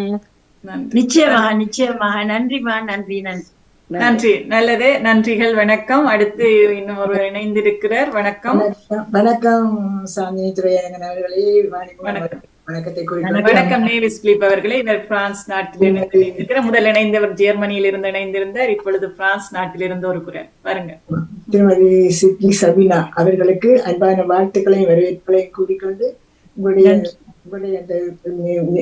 நேர்முக அறிமுகங்களை நான் ஆரம்பத்திலிருந்தே கேட்டுக்கொண்டிருந்தேன். மிகவும் சிறப்பாக ஆற்றியிருந்தீர்கள். உங்களுடைய அந்த ஆரம்ப காலத்துல இருந்து நீங்கள் படித்ததிலிருந்து உங்களுடைய வாழ்க்கை பயணங்கள், நீங்கள் எப்படி இந்த எழுத்துத்துறைக்கு வந்தீங்க, உங்களுடைய படைப்புகள் எல்லாம் என்னன்னு சொல்லி மிகவும் சிறப்பாக நீங்கள் கூறியிருந்தீர்கள். உங்களுடைய ஆளுமை இன்று நாங்கள் அறியக்கூடியதாக இருந்தது இந்த பாமுகத்தின் வழியாக. சாந்தியின் திரையரங்கன் அவர்களும் உங்களிடம் பல கேள்விகளை கேட்டு அத்தனைக்கும் நீங்கள் விளக்கமான பதில்களை தந்து கொண்டிருந்தீர்கள். மிகவும் சிறப்பாக இருந்தது. இவ்வளவு காலமும் உங்களை இந்த பாமுகத்துல தவற விட்டுட்டோமே என்று இந்த போன கிழமை தான் உங்களை அறிமுகம் செய்தது. இந்த கிழமை ஒரு சிறப்பான ஒரு அறிமுகம் உங்களுக்கு வைத்திருக்கின்றது. கவிதைகளாகட்டும், கட்டுரைகளாகட்டும், எழுத்துத்துறை மற்றும் ஆசிரியர் பணியை செய்தீர்கள். சில 12 பாடசாலைகளில் நீங்கள் பணியாற்றியிருந்தீர்கள் என்று சொல்லியிருந்தீர்கள். மிகவும் சிறப்பு. எல்லா சமூகத்தையும் அறிந்திருப்பீர்கள். அந்த 12 ஆசிரியர் பாடசாலைகளிலும் எல்லா சமூகங்களையும் நீங்கள் அறிந்திருப்பீர்கள். எத்தனையோ அனுபவங்களை பெற்றிருப்பீர்கள், அவர்களுக்கும் கொடுத்திருப்பீர்கள். இது உங்களுடைய தெளிவான அந்த சிந்தனைகள், உங்களுடைய சொற்கள் மூலம் நாங்கள் அறிந்து கொண்டோம். மிகவும் சிறப்பு, மிகவும் சிறப்பு. வாழ்த்துக்கள். இந்த வயசுல நீங்கள் இன்னும் ஆர்வமாக துடினமாக இருக்கின்றீர்கள். உங்களுடைய இந்த படைப்புகள் எங்களுடைய பாமுகத்துக்கும் வரணும். அதை வரந்து உங்களுடைய இதுகளை நாங்களும் கேட்டுக்கொள்ளணும். இன்றைக்கு இந்த கவிதை நேரம் இருக்குது. நீங்க கவிதையில நீங்க பெரிய சிறப்பாக இருந்திருக்கிறீர்கள். நீங்க நேரடியாக ஒரு கவிதையையும் தந்து வரலாம். வியாழக்கிழமை இன்றைக்கு கவிதை நேரம் தான். உங்களுடைய கவிதையை நாங்கள் கேட்க ஆசையாக இருக்கின்றோம். ஆகவே இந்த அறிமுகம் எங்களுக்கு கிடைத்தது மிகவும் நன்றி, மிகவும் நன்றி. ராணி அவர்கள் சாந்தினி அவர்களுக்கு சொல்லி, சாந்தினி அவர்கள் குறுகிய காலத்தில் இதனை தயாரித்து இந்த முற்றத்து மலர்கள் நிகழ்ச்சியின் மூலமாக இந்த பாம்புலத்துக்கு இன்றைய திருமுறையை கொண்டு வந்திருக்கிறீர்கள். இன்னும் உங்களுடைய அந்த வள்ளல்களை நாங்கள் கேட்க ஆசைப்படுகிறோம். மீண்டும் இன்னும் ஒரு முறை இந்த நேர்முகத்தில் நாங்கள் உங்களை சந்திக்கிறோம். நீங்கள் ஒவ்வொரு நாளும் வந்தாலும் பாமுகம் வந்தாலும் உங்களை வரவேற்கும். உங்களுடைய திறமைகளை பாமுகத்தின் நீங்கள் வெளிப்படுத்தலாம். ஒரு கொஞ்ச நேரம் நீங்க இன்றைக்கு கேட்டுக்கொண்டு இருந்தீர்கள் என்றால் உங்களுக்கு தெரியும் இந்த பாமுகத்துல என்னென்ன எல்லாம் வருது. நீங்க வீட்டுல இருக்குன்னு சொல்றீங்க, இப்ப பேர் அப்படி பார்த்துக்கிட்டு அப்ப நீங்க வீட்டுல இருந்தா இதை கவனிச்சு கொண்டு கேட்டுக்கொண்டிருந்தா மற்றவர்களுடைய எங்களுடைய நாங்கள் செய்ய வேண்டிய சின்ன சின்ன செயல்களுக்கு நீங்க ஒரு விமர்சனம் தந்தா நாங்களும் திரும்பக்கூடியதாக வளர்ச்சி செய்யக்கூடியதாக இருக்கும். எல்லாம் நீங்கள் சிறந்த அனுபவம் பெற்றுக் கொண்டிருந்திருக்கிறீர்கள். ஆகவே உங்களுக்கும் எங்களுடைய வாழ்த்துக்களை கூறி இந்த உண்மையிலேயே மகிழ்ச்சியாகவும் சந்தோஷமாகவும் இருக்கிறது.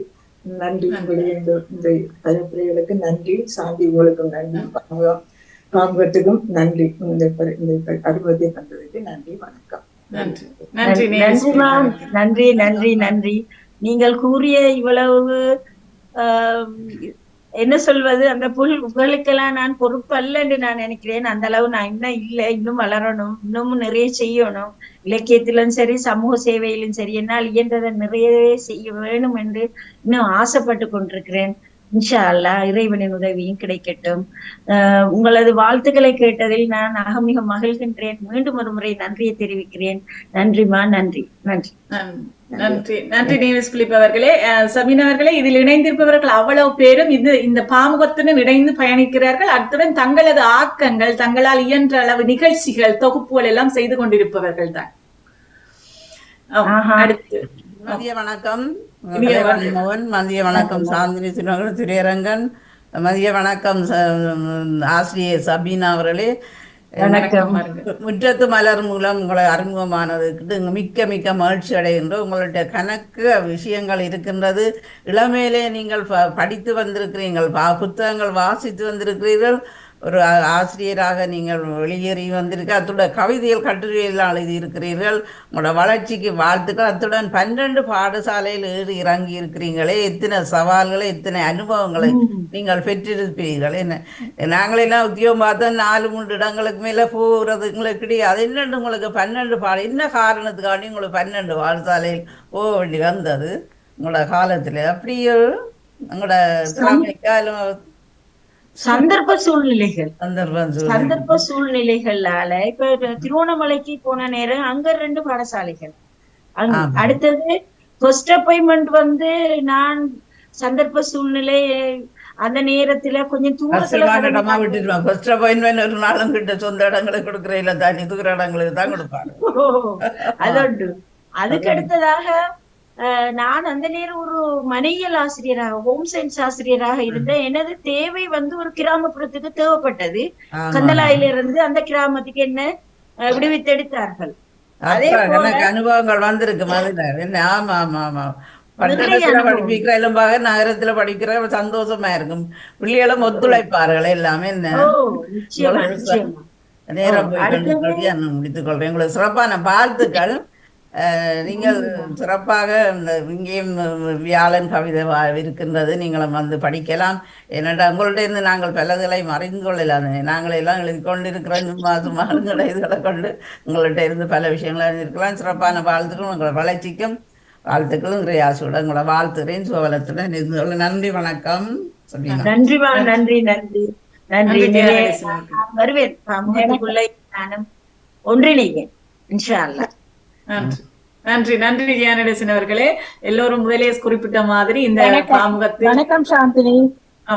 வணக்கம் வணக்கம் வணக்கம் விஜயகோரியக்கா. வணக்கம் உற்சாக வணக்கம். இருவருக்கும் வாணிக்கும் அன்பான வணக்கமும் வாழ்த்துக்களும். அழகாக தன்னுடைய வாழ்க்கையின் பக்கங்களை நம்மோடு இணைத்துக் கொண்டது. அதே வேளையில அவர் சொன்னது அந்த பிரசுரமாகும் கதைகளை எங்கெங்கு பிரசுரமாகிறது என்பதை பார்த்து சொல்வதற்கு ஒரு ஆண் பிள்ளை வேண்டும். அது அந்த சமூக சூழல், அந்த சமூக சூழலுக்குள் இருக்கிற பக்கம் அவருக்கு அவர் சொன்னது அது தனியே இந்த இலக்கிய பக்கங்களை விட அவருடைய வாழ்க்கை ஒரு சவால் தான். குழந்தைகளுடைய பக்கங்களை பார்ப்பது, அதை விட பெரிய குடும்ப சூழல், அதற்குள் பெரியவளாக இருக்கிற சூழல், அதை விட கணவர் நாள் முழுவதுமாக தன்னுடைய கடமையை செய்கிற ஒரு சூழலுக்குள் இருக்கிற கணவன். எனவே அந்த சூழலுக்குள் தன்னை கடந்து வந்ததும் அவர் சொன்ன சபீனா என்பது ஒரு கப்பலை ஒத்த பெயர் என்று. அப்படியானால் சபீனா எல்லைகள் கடந்தவள். சபீனா எல்லைகள் கடந்தவள், இங்க கப்பலாக நிற்கிறாள். அலைகடல் திரட்சியை அறிந்தவள். பொருளுடை சபீனா பலன் நிறைத்து அவளால் வென்றவர் உலகினில் பலராக காண்கிறோம். எனவே அழகான சபீனாவின் பக்கத்தை நாம் கண்டதில் மிக்க மகிழ்ச்சி. நிச்சயமாக அவற்றுக்கான விருதுகள் கிடைக்காவிட்டாலும் உங்களுடைய மனதில் இருக்கிற அந்த எண்ணற்ற பெருமிதமும் ஒருவேளை இடையில் நான் கேட்கும் போது ஒருவேளை மரபு கவிதை வகுப்பு நடக்கிறதோ என்ற எண்ணம் கூட அந்த அவற்றுக்கான பக்கங்களை அவர் சொல்லும் போது அதை கூட பார்க்கக்கூடியதாக இருந்தது. அத்தனை தூரம் ஆனாலும் உங்களிடம் இருக்கிற ஒரு சின்ன பலவீனத்தை நிச்சயமாக விட்டறிய வேண்டும் என்றே கூறுகிறேன். நோய்கள் உங்களை விட இன்னமுமான நோய்களை எல்லாம் கடந்து நானும் கூட வந்திருக்கிறேன். உங்கள் வயது தோழியாகவே நானும் இருக்கிறேன்.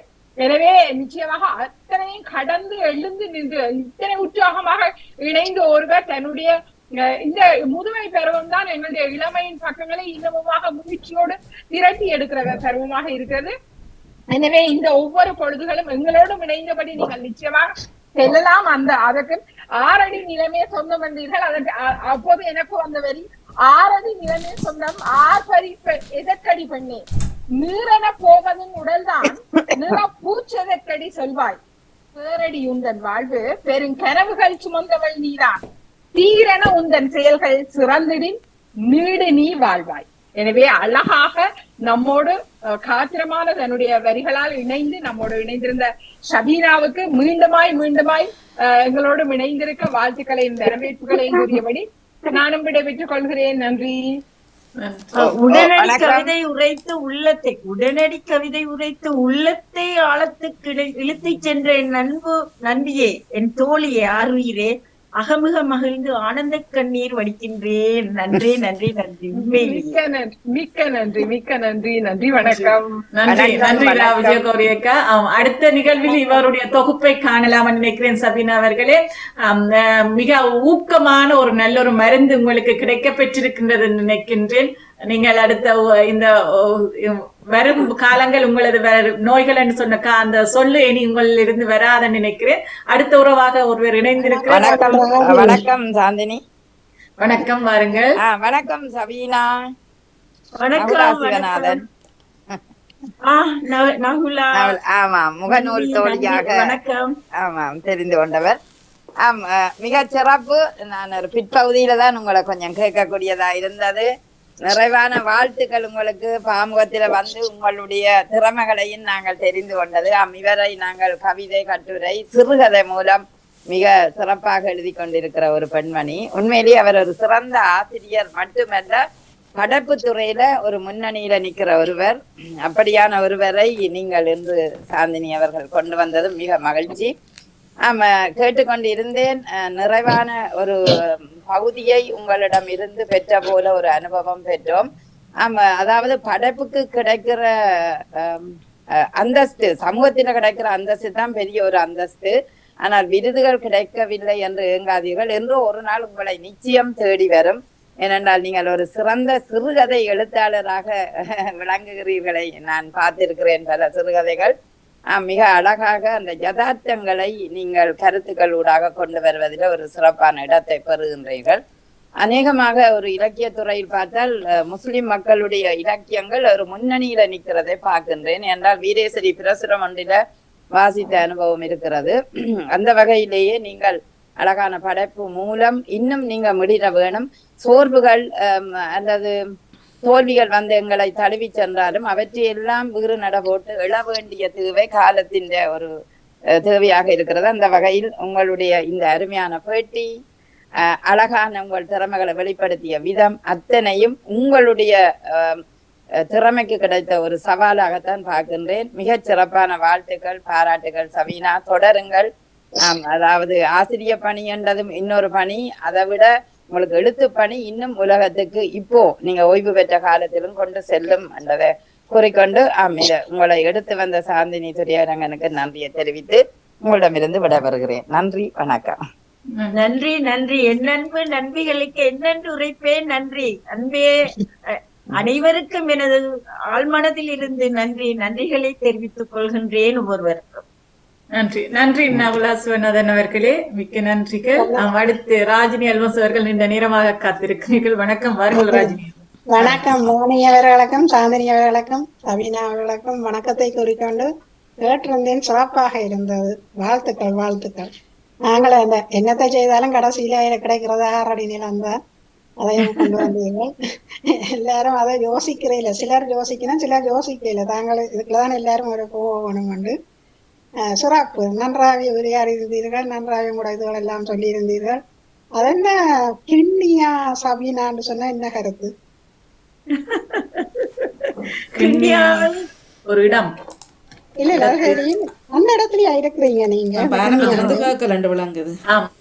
இல்ல நான் இல்ல இல்ல, நான் இதுல இப்ப இதுல நேற்று பார்த்தேன், நான் போட்டிருந்தது. நான் தொடங்கினா அப்புறம் வந்தேன்னா நான் கேட்டு வந்தேன், பின்னுக்கு முழுக்க கேட்டு இருந்தேன்.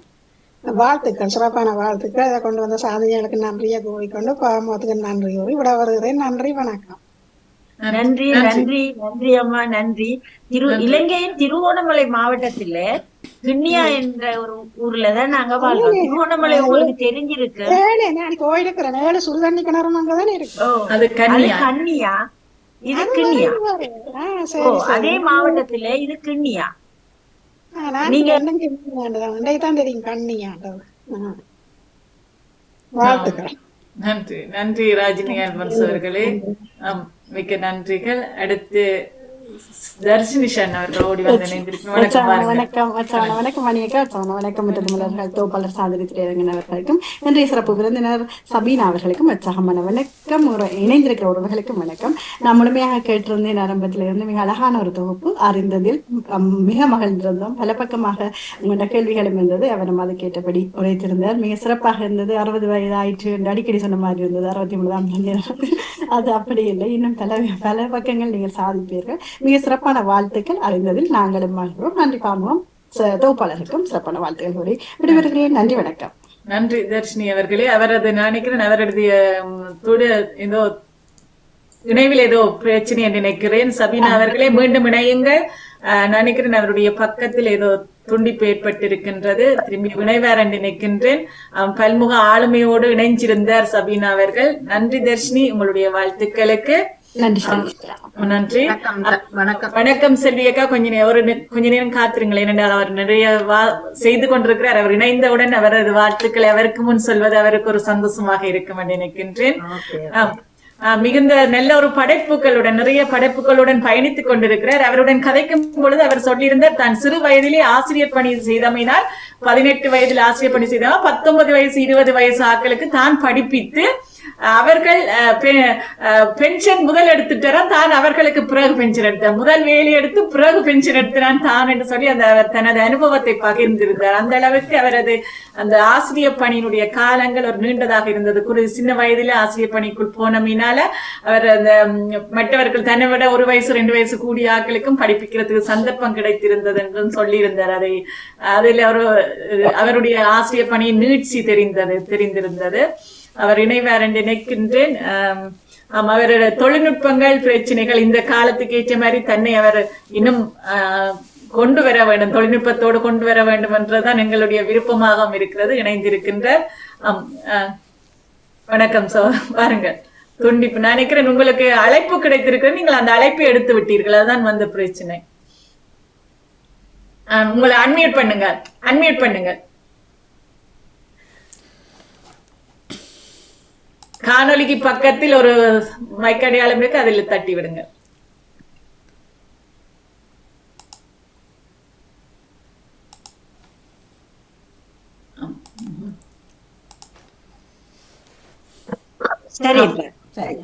கேட்கின்றதா? கேக்குது. வணக்கம் சாந்தினி, வணக்கம் வாணி, வணக்கம் சபீனா அவர்களே.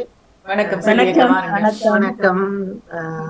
இன்று சாந்தினி மிக அருமையான கேள்விகளை கேட்க அவ நல்ல விளக்கமாக எல்லாத்துக்கும் பதில் சொல்லிக் கொண்டே இருந்தார். மிக சிறப்பான பணியும் சிறப்பான வாழ்த்துக்கள். அவர் அந்த வண்ண கனவுகள் அந்த புத்தகத்தை நானும் பார்த்து கொண்டே இருந்தேன். மிக அழகான அந்த படம், அட்டப்படமே மிக அழகா இருந்தது.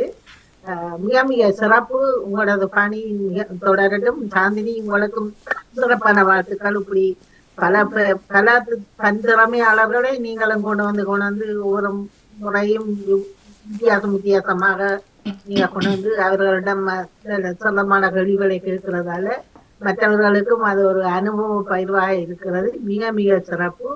தொடருங்கள். வாடி உங்களுக்கு நன்றி. சபீனா அவர்களுக்கு நன்றியும் வாழ்த்துக்களும். நன்றி நன்றி செல்வியக்கா. இது வாணியக்காவினுடைய ஊக்கம் தான். இன்றைய முற்றத்து மலர் இவரது இணைவு வந்து வாணியக்காவின் ஊக்கம் தான். கண்ட உடனே சொல்லி இருந்தார். கண்ட உடனே பாமுகத்தில் அனுபவம் செய்தவர் சரஸ்வதி பாஸ்கரன் அவர்களா? அந்த புதன்கிழமை வந்திருந்தார். அதுல இருந்தான் எடுத்தோம். அறிமுகம் செய்திருந்தார் எங்களுக்கு தெரியும். முகநூலில் போடும் அந்த ஐடியா பார்த்துட்டு இணைஞ்சிருந்தார் சொல்லி. அப்படிதான். ஓகே ஓகே, சரி சரி, வாழ்த்துக்கள். சரஸ்வதி பாஸ்கரன் நம்மாட அந்த லிங்க் எல்லாம் எனக்கு கிடைக்கும். இப்ப அவங்கதான் போட்டிருந்தாங்க. உடனே அதை நோட் பண்ணி வச்சிருந்து நான் இணைஞ்சு கொண்டிருக்கேன். சரி, நன்றி நன்றி நன்றி செல்வியக்கா. அடுத்து சக்தி ஸ்ரீசங்கர் இணைத்துக் கொண்டு வாணியக்காடம் வருகிறேன். வாணியக்கா, சக்தி ஸ்ரீசங்கர் வணக்கம். பாருங்கள். அனைவருக்கும் உற்சாக வணக்கம். ஜெர்மனியிலிருந்து சக்தி ஸ்ரீசங்கர். பின்னியா சபீனா அவர்கள் எனக்கு முகநூலில் நான் இவருடைய பெயரை நிறைய நிறைய இடங்களில் பார்த்திருக்கிறேன். கவிதை எழுதுவா, அந்த அளவுக்கு பெயர் போனவ கிண்ணியா அவர்கள். கிண்ணியா சபீனா என்று அடைமொழியோடு தன்னுடைய பிறந்த ஊரையும் சேர்த்து, ஊருக்கும் பெருமை சேர்த்து, தமிழுக்கும் பெருமை சேர்த்து, ஊடகங்களுக்கும் பெருமை சேர்த்து, எல்லா இடங்களிலும் பேரொழியாக விளங்கி கொண்டிருக்கும் சபீனா அவர்களுக்கு என்னுடைய மனமார்ந்த வாழ்த்துக்கள். அவ வந்து போன புதன்கிழமை வந்திருந்தா மரபு கவி நிகழ்வில் கலந்து கொண்டிருந்ததையும் நான் கேட்டிருக்கிறேன் கொஞ்ச நேரம். அப்ப அவ சொல்லி இருந்தா தன்னுடைய ஆசிரியர் சேவையை பற்றி. இப்பொழுது சாந்தினி அவர்கள் சொன்ன மாதிரி ஒரு சபீனா அவர்களே நீங்க சொல்லியிருந்தீங்க 40 வருட கால ஆசிரியர் சேவை என்று. உண்மைதானா? 41 வருடம். ஆமா, 82 ஏப்ரல்ல இருந்து 2023 செப்டம்பர் 1 என்ற பர்த்டே வரை. 41 வருடங்கள். ஆமாம், எவ்வளவு மாணவ செல்வங்களை நீங்க வளர்த்திருக்கிறீர்கள். அதை விட உங்களுடைய குழந்தைகள், நீங்கள் சொன்னீங்க உங்களுக்கு 3 குழந்தைகள் இல்லையா? பெண் குழந்தைகள். ஆமா, 3 குழந்தைகள், 6 பேர பிள்ளைகள் என்று சொல்லியிருந்தீங்க. ஆமா, எல்லாம் கேட்டேன் நான் என்ன சொல்ல வரேன்டா, நீங்க பெரும் பணக்காரி. ஏனென்றா என்னுடைய கருத்து, பேர செல்வங்கள் யாருக்கு கூட இருக்கிறார்களோ அவர்கள் தான் இந்த உலகில் என்னை பொறுத்தவரையில் பெரும் பணக்காரன். அந்த வகையில் நீங்க 6 பேர பிள்ளைகளை பெற்ற பெரும் பணக்காரி. அதோடு நீங்க தமிழோடு சேர்ந்து உங்களுடைய பேர குழந்தைகளையும் இணைத்து பாமுகத்தில் அவர்களுக்கு அந்த நிகழ்வுகள் இருக்கின்றன. அந்த நிகழ்வுகளில் பேர குழந்தைகளையும் நீங்கள் பங்கெடுக்க வைத்து நீங்க தமிழை வளர்க்க வேண்டும் என்று இந்த நேரத்தில் உங்களை உளமாற வாழ்த்தி, வாணிமோகன் அவர்களுக்கு நன்றி கூறி, சாந்தினி அவர்களுக்கு பாராட்டுக்கள். இப்படியானவர்களை நீங்க வெளிக்கொணர்ந்து இந்த உலகத்துக்கு நீங்க செய்கிற அந்த பணி சாந்தினி பாராட்டுதற்குரியது. வாழ்த்துக்கள். நன்றிமா, மிக்க நன்றி. நன்றி, மனமார்ந்த நன்றிகளை உங்களுக்கு தெரிவித்துக் கொள்கின்றேன். மிக்க நன்றி. நன்றி சக்தி ஸ்ரீசங்கர் அவர்களே. இன்றைய முட்டத்து மலை நிகழ்ச்சி அழகாக மலர்ந்து மனம் பரப்பிக் கொண்டிருக்கின்ற அதே வேளையில் வாணியக்காகத்தான் மீண்டும் மீண்டும் எனது நன்றிகள். ஏனென்றால் ஒருவரை கண்டுவிட்டு அவரை நாங்கள் அடையாளப்படுத்த வேண்டும், அவருடைய திறமைகளை அறிய வேண்டும், அவர்களுடைய திறமைகளை இந்த பாமுகத்தில் இருக்கிற மற்ற உறவுகளோடு சேர்ந்து பகிர வேண்டும் என்ற நல்ல நோக்கோடு இந்த நிகழ்வை ஒழுங்குபடுத்தி தந்தீர்கள் வாணியக்கா. உங்களுடைய கருத்துக்களோடு நாங்கள் இந்த நிகழ்ச்சியை நிறைவுக்கு கொண்டு வரலாம். அடுத்து அவருடைய கருத்து. வணக்கம் சஃபினா அவர்களே. சாந்தினி அவர்களுக்கும் நன்றி. மிக சிறப்பாக எல்லாவற்றையும் ஆரம்பத்திலிருந்து கேட்டுக்கொண்டிருந்தோம். அதுக்குரிய சந்தர்ப்பமும் காலை நேரத்தில் என்றபடியினால் அமைந்திருந்தது. மிக அழகோடு சாந்தினி அவர்களது கேள்விகள் பிறந்ததான் அந்த பதில்கள் அறியக்கூடியதாக இருக்கும் இல்லையா? அதற்கு தக்க மாதிரி அவர்கள் அந்த கேள்விகளை கேட்டது மிக சிறப்பாக இருந்தது. அதற்குரிய பதில்கள் வள விஷயங்களை செய்கிறீர்கள், ஏதாவது கொஞ்சமாச்சும் செய்யலாமான்னு தோண்டியது செய்யலாமான்னு மிக சிறப்பாக அழகாக அந்த பாடல்கள் கூட நீங்கள் பாடிய அந்த மெட்டு கூட மிக அழகாக இருந்தது.